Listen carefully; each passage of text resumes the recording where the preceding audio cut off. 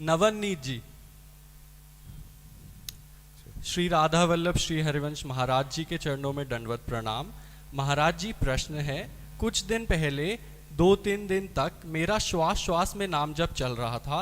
रात को सोता था तब भी नाम जप चलता था और मुझे माला उठाने की भी ज़रूरत नहीं पड़ती थी। महाराज जी, अब कुछ दिनों से नाम जप कम हो गया है। पहले अपने आप होता था, अब स्वतः चलाना पड़ता है। मैं समझ नहीं पा रहा। अच्छा, हाँ, इतना बात समझो कि जब कोई अपना रस देना चाहता है तो पहले अपनी तरफ से वानगी दी जाती है। जैसे आपको नशेबाज बनाना हो ना, तो 10-5 दिन हमें अपनी जेब से खर्चा करके खवाना पियाना पड़ेगा, और जब आपको लत लग जाएगी ना नशे की, तब आप पीछे डोलोगे, फिर भी हम आपको देंगे नहीं, क्योंकि आपके अंदर वास्तविकता नशेबाजी आनी चाहिए। ऐसे ही आचार्य, गुरुजन या प्रभु भूले हुए जीव को अपनी तरफ से अपना रस देते हैं, तो उसको बिना साधन के परमानंद की स्फूर्ति का अनुभव होता है। और जब उसको एकाग्रता बंधती है जहां, ताऊ वो जो कृपा से रस स्फुरित हो रहा था वो हट जाता है। अब साधन करो, क्योंकि साधन से ही आप उस रस को पचा सकेंगे। इसीलिए प्रभु मिल मिल के और छुप छुप जाते हैं कि जीव की स्थिति प्रेममय हो जाए।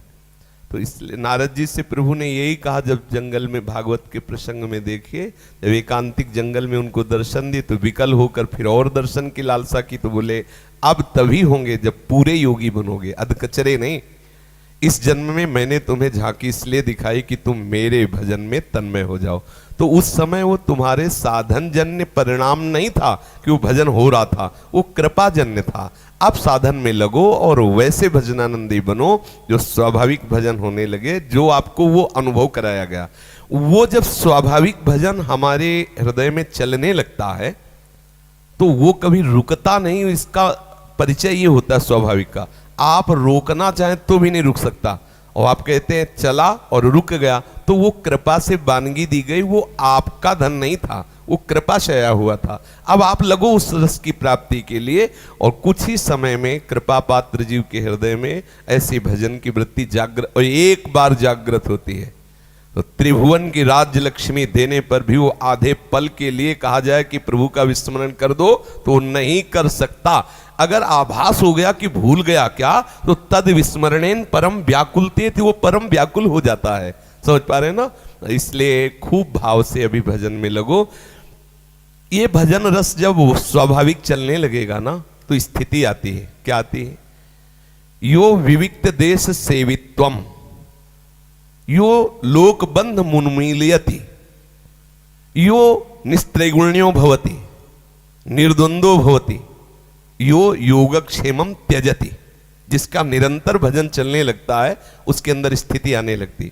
वो विविक्त देश सेवित्वम, एकांत की मांग उसके हृदय में। मैं किसी से बोलूं ना, कोई मेरे से बोले ना, कोई मिले ना, कहीं कोई मिलेगा बात करना पड़ेगा, भजन छूट जाएगा। वो अंदर ही अंदर इस बात से डरता रहता है समाज सेवन में कि कहीं कोई मेरा परिचय वाला ना हो जाए, कहीं कोई परिचय वाला ना मिल जाए जो मुझे बात करनी पड़े और मेरा भजन छूट जाए। इसलिए यो विविक्त देश सेवित्वम और लोकबंध मुन्मूलयति, लोक बंधन को जड़ से उखाड़ फेंकता है कि वो मामा आए, फूफा आए, जीजा आए तो हमसे उनको व्यवहार करना पड़ेगा। वो अंदर से बिल्कुल संबंध रहित हो जाता है, क्योंकि उसका संबंध भजन से। अगर भजन छूटता है तो कोई भी हो, तजिएता कोटि बैरिशम यद्यपि परम स्नेही, वो इतना आसक्त चित्त होने लगता है भजन से, तब उसका भजन। फिर भजन का प्रभाव क्या होता है?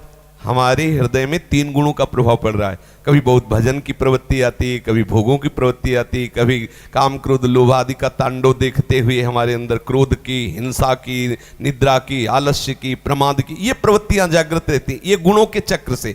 लेकिन जिसके हृदय में ऐसा भजन चलने लगता है, वो उसे त्रिगुणातीत स्थिति प्रदान करता है कि इन गुणों के प्रभाव से प्रभावित होकर उसका भजन नहीं छूटने वाला। जब ऐसा भजन होने लगा तो किसी द्वंद्व का उसके ऊपर प्रभाव नहीं पड़ता, और उसके हृदय में इतना आनंद होता है कि योगक्षेमम त्यजति, वो योगक्षेम की भी परवाह नहीं करता और अखंड स्मरण में मगन रहता है। तो हम अभी भजन मार्ग में आगे बढ़े। प्रभु अपने जन को पक्का बनाते हैं। जैसे छोटा बच्चा है ना, तो माँ पकड़ के चलाती है, जब देखती 4 कदम ठीक से चल लिया तो छोड़ देती है, और जहां लड़खड़ाया फिर दौड़ पड़ी, वो चाहती कि वो अपने पैर से चलने लगे, इसलिए वो छोड़ दिया करती है। वो कर्कश नहीं, कठोर नहीं, वो छोड़ती है उसके हित के लिए कि वो पक्का हो जाए। ऐसे ही हमारे प्रभु अपना कृपा प्रसाद करके फिर छोड़ देते हैं उसको, वो फिर विकल होता है, फिर उसे कृपा देते, धीरे धीरे उसे ऐसा परिपक्व कर देते हैं कि माया का कोई भी प्रभाव उसे भजन रहित न कर पावे। समझ रहे ना, उसे बलवान बना देते हैं। भगवान अपने भक्त को ऐसा महान बलवान बना देते हैं कि समाज में उतार देते हैं कि देख लो तुम परीक्षा लेके, चाहे हजारों गालियां दो, चाहे हजारों कोड़े मारो, जो भी करो तुम्हारा मंगल ही करेगा। ये मेरा भक्त है, इसे तुम परास्त नहीं कर सकते। नामे भक्ता प्रणश्यति, और मेरे भक्त का प्रभाव सतरति सतरति सा लोकान तारयति। इसलिए नहीं कोई भगवान के भक्त के ऊपर कोड़े बरसा सकता है। जो अपराध भक्त कर करे राम रोष पावक सोच रहे। भगवान को गालियां दे दो तो उनको बर्दाश्त हो जाएगा, लेकिन उनके भक्ति की तरफ अगर आंख उठाई तो ऐसा कौन त्रिभुवन में है कि भक्त को आंख उठा के भी उस चैन से देख सके। राम रोष पावक सोच रहे। इसलिए प्रभु का दास होकर भी उसके ऊपर जो प्रतिकूलताएं आती हैं, वो प्रतिकूलताएं उसको दुखी करने के लिए नहीं आती, उसको इतना बलवान बनाने के लिए आती है कि हर प्रतिकूलता वो मुस्कुराते हुए पार कर जाए, दिखावे कि भगवत भक्त में कितनी सामर्थ्य होती है। समझ पा रहे ना।